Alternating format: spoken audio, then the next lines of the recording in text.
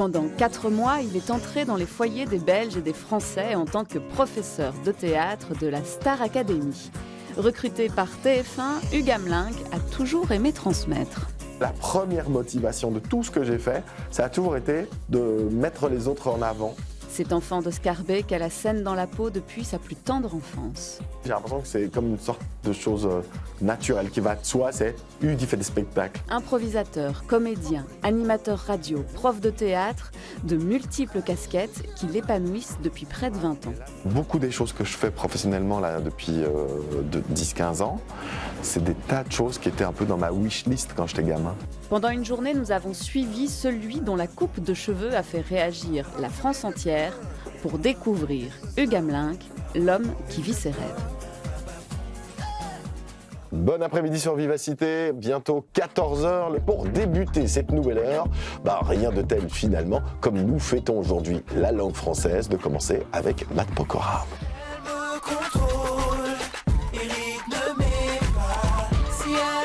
Après tant d'années de radio, c'est plus aussi stressant qu'avant. Alors, il ne faudrait pas qu'il y ait un problème technique, parce que là, je ne ferais vraiment pas le malin. Il faudrait que je crie au secours. Mais sinon, non, il y a quand même un truc dans la radio au quotidien qui est une forme de systématisation de ce qu'on fait. Et donc, ça, c'est assez confortable. Si on pense aux dizaines de milliers de gens qui écoutent, je pense que ça peut être un peu paralysant, quoi. Autre histoire à vous raconter aujourd'hui, celle de C. Jérôme. Outre une immense popularité pour C. Jérôme dans les années 70 et les années 80, tout le monde dans le métier dit que c'était le plus gentil. Il y avait un projet de radio à l'école qui ne diffusait que dans les couloirs pendant les récrés. Et donc je commence à 16 ans, mais bon, c'est pas très sérieux à ce moment-là, et vraiment, j'ambitionne pas du tout d'en refaire. Et puis, je refais de la radio en 2007, sur une radio qui s'appelle Fou Rire FM, un peu l'équivalent de Rire et Chanson, 2 sketchs, une chanson, un truc comme ça. Et à l'époque, j'y vais d'abord comme invité pour parler de la Ligue d'impro, de l'improvisation théâtrale et tout ça. Et puis, bon, au bout d'1 an et demi, on nous dit, bon, je crois qu'on a fait le tour de la question, merci pour tout ce que vous avez fait, ciao. Mais le boss de la radio va me rappeler le lendemain de ce coup de téléphone pour dire, mais en fait, on s'est dit un truc, c'est que tu devrais faire de la radio, pas juste des chroniques humoristiques, tu devrais tenter l'animation. Et donc, c'est là que je commence vraiment, et j'ai 27 ans à ce moment-là. Il était à la recherche de la chanson de ce comeback. Elle était dans un tiroir depuis de nombreuses années, et il avait tout simplement oublié qu'il possédait cette chanson. Ça reste du spectacle, en fait, de faire de la radio. C'est qu'à partir du moment où la petite lumière rouge s'allume et on est à l'antenne, c'est comme quand on entre en scène. Au théâtre, on incarne vraiment un personnage. Ici, à la radio, faut essayer de trouver de l'authenticité, de la sincérité dans ce qu'on fait. Excellent après-midi sur Vivacité, nous sommes le jeudi 20 mars, journée mondiale de la francophonie. Tout de suite, Clara Luciani, tout pour moi. C'est bien l'expérience française TF1, Star Academy qui est extraordinaire. C'est pas, en tout cas pour nous, vu de Belgique, c'est extraordinaire. Alors je sais pas, moi les gens qui bossent dans les médias en France, peut-être c'est leur habitude de bosser sur des gros projets. Nous, il n'y a rien d'équivalent en Belgique. Donc c'est ça l'extraordinaire. Donc c'est un peu le retour à la normale. Et donc quand on retrouve sa maison, son chez-soi, son quotidien, c'est ses pantoufles, c'est confortable, c'est chouette, quoi. La quille! Là maintenant, on va remballer nos petites affaires. On va cet après-midi, il faut que je réalise une vidéo pour les réseaux sociaux, puisque je me suis lancé depuis quelques temps dans la création de contenu. Et puis ensuite, on a un spectacle à jouer ce soir dans mon café-théâtre, le Petit Chaperon Rouge. Ce sera l'occasion de vous faire découvrir le lieu et la troupe.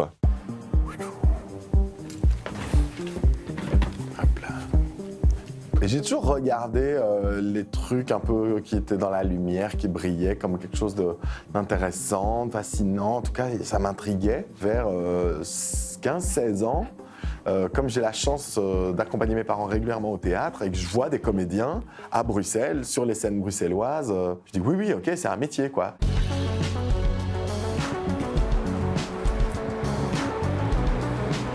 J'ai un papa qui est avec des origines flamandes, puisque mon grand-père paternel venait de Alost, ma mère, elle vient de Charleroi, mais ils sont venus vivre à Bruxelles, enfin, donc c'est vraiment une histoire belge parfaite, quoi. Je suis hyper attaché à Bruxelles. J'ai un rapport amour-haine avec ma ville. Quand on aime Bruxelles, on l'aime et on la déteste presque pareil. Parce qu'elle a ses défauts, parce qu'elle est bordélique, parce que par moments on la trouve pas assez propre. Enfin voilà, on peut lui trouver plein de choses négatives. Mais moi j'adore cette ville parce qu'à la différence des grandes villes européennes que peuvent être Londres, Paris ou Amsterdam, qui sont des villes qui se visitent en un week-end, je trouve que les charmes de Bruxelles se dévoilent au fur et à mesure. Bruxelles, c'est pas une ville qui se visite, c'est une ville qui se découvre. Donc là, on va faire je fais une capsule par semaine à peu près, de 90 secondes, que je publie sur Instagram. C'est assez récent, hein, j'ai commencé ça il y a moins d'un mois. Et l'idée, c'est chaque fois de raconter en 90 secondes l'histoire d'une chanson qui a marqué les 40 ou 50 dernières années. Et puis forcément, comme je suis l'ancien prof de théâtre de la Starac, pour le moment, chaque fois je choisis des chansons qui ont marqué la saison qui vient de se dérouler à la Starac. Ici aujourd'hui, je vais raconter l'histoire de I Will Always Love You, que tout le monde connaît parce que Whitney Houston la chante sur... T'as vu mon accent anglais?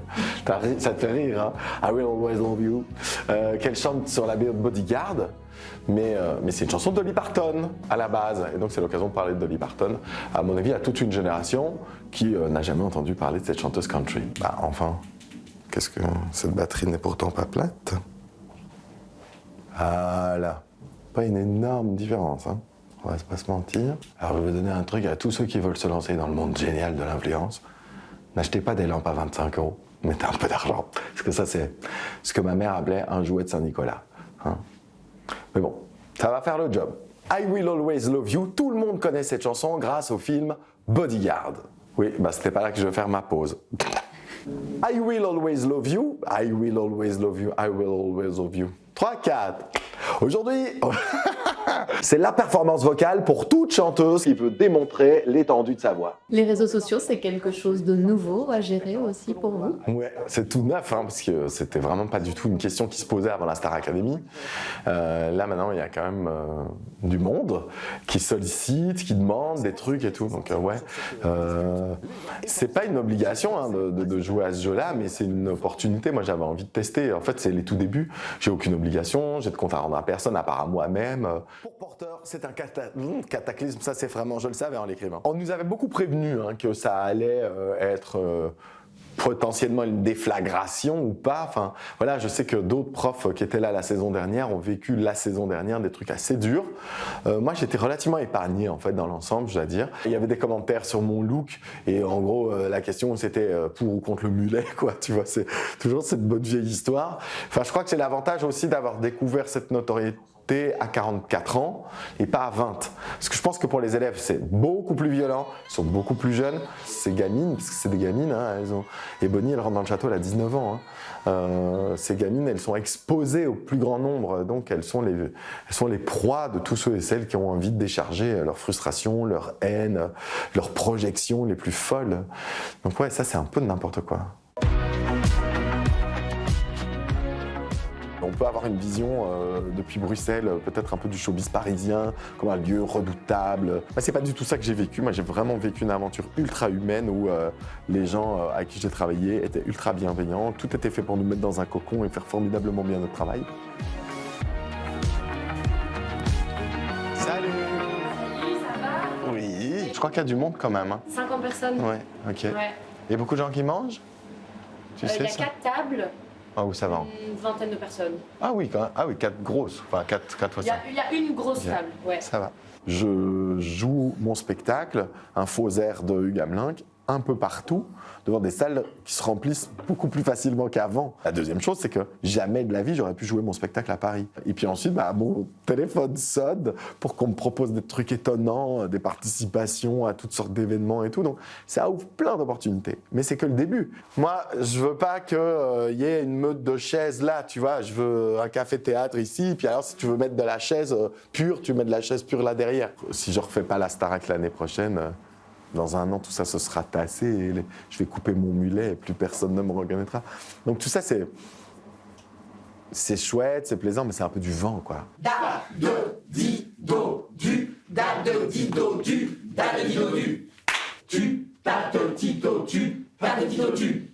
La compagnie Jeux d'impro a 20 ans. Ouais, Il y a des personnages très forts, moi je trouve. Ouais, et surtout la qualité de Hugues aussi, c'est d'avoir une grande culture générale. Il a une grande culture générale et il peut resservir donc des propos, des références assez facilement. Et s'il n'a pas la culture sur un sujet, il arrive très bien à faire croire qu'il connaît le sujet. Ils en ont d'ailleurs fait un spectacle. Oui, et donc il est très fort dans... moi je sais. Mesdames, messieurs, bonsoir, est-ce que vous allez bien? Pierre Dereuc. Est-ce que c'est important d'être multicasquette? Ça, je confirme que oui, mais c'était pas un calcul. Je l'ai peut-être fait par nécessité, peut-être un moment. Parce qu'en fait, il fallait juste gagner sa vie et que faire des spectacles d'impro, ça ne permettait pas de gagner sa vie, donc il fallait aussi donner des cours d'impro. Faire du théâtre, ça ne permettait pas de gagner sa vie, donc il fallait aussi faire de la mise en scène de théâtre avec des troupes de théâtre amateurs, par exemple. Le café-théâtre qui s'ouvre, c'est un truc qui n'était pas un plan financier. D'ailleurs, pour dire la vérité, moi et mon associé Frédéric, avec qui on a ouvert le café-théâtre il y a 20 ans, on est les deux seuls dans toute l'histoire du café-théâtre qui n'avons jamais touché un cent. Elle faisait la danseuse sur le comptoir d'un bar pour Allemands. Vous voyez ce genre de bar? Moi, j'aimerais bien un jour animer ma propre émission de télé. J'aimerais bien aller jouer mon spectacle au Québec. Et puis, alors là, c'est vraiment hyper lointain. Peut-être un jour créer ma propre école.